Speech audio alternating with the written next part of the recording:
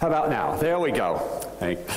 Before I start, I wanted to thank Anna, Jacob, and everybody else in the JDD team. They've been great while I've been here, and I've had a lot of great Polish food. I've had a lot of great Polish vodka, best in the world, at least what I remember about it.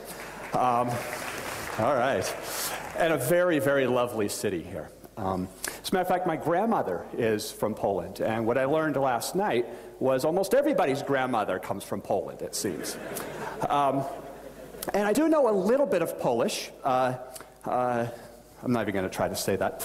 But unfortunately, the words I know usually get me slapped by women, especially at the bars. So about 2 months before I put this together, I took it upon myself as a personal challenge to try to learn enough Polish to translate my slides. So we'll give it a try. Translation services are very expensive, and I wanted to try to do this on my own. So I bring you the art of messaging, designing. Oh dear. Is that not right? I think, oh dear. Well, you can at least listen to me. This reminds me of, there's, what do you call a person, the English word, a person who knows 3 languages? Do you remember? Trilinguist? Try for 3, so trilinguist. How about a person who knows 2 languages? Bilinguist, yes. How about a person who knows just 1 language? An American, yes. So, I was a bit aggressive in the abstract, the write-up that you have. And when I first timed everything, it ended up being close to about 2.5 hours. Given I have about 45 minutes to talk, thankfully we have the Kuluary conference, the unconference tomorrow, in which we can spend the whole day coding. And at the end, I have some suggestions of things that we can do. But so I tried to pick some of the stuff I thought was kind of that I get excited about and meaningful about messaging in general. One of the things I would like to do today as kind of goals is really kind of hopefully share my excitement about messaging. The use cases in messaging, for example, which we will go through. And just in case you don't know messaging or are not familiar with it, I thought it would be fun just to spend a little bit of time going through the JMS API and also just a little bit of coding. After all, it is a developers conference, right? So we'll do some coding in both Java and Groovy just to see how simple messaging actually is. For those of you who are using messaging now, it'll be a little bit of a review or kind of a basics, but we'll do that. Then I want to really get to the heart of what I want to talk about, and that's really messaging design. The syntax, as you're going to see in a little bit, is very easy. It's a very simple API.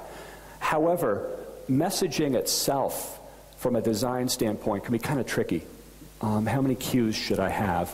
How many listeners should I use? A lot of decisions.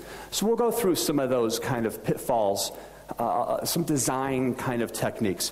And what I'd like to finish with is something that's kind of emerging, not quite production ready yet, but is RESTful JMS. And in here, I really want to talk about the differences between messaging and web services, and kind of show some of the work that's happening with RESTful JMS and RESTful messaging in general. Okay. All right. So there's 3 things that I love about messaging. The first of those is the fact that we have asynchronous communications. It's never having to wait. Okay. I can make a request to another component, send it to a queue, and I don't need a response. My response time is that quick. The other thing is guaranteed delivery. When I send a message to a queue, I'm guaranteed that will be sent.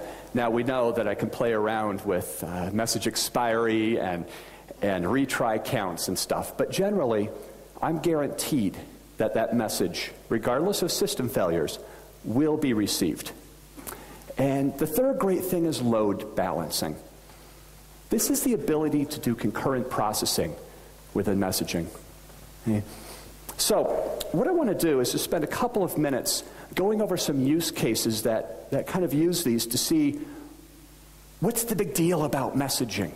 Why is messaging so cool? How can it be used? The first obvious choice is for heterogeneous integration. In other words, we're tying two different technologies together. For example, Java and C#.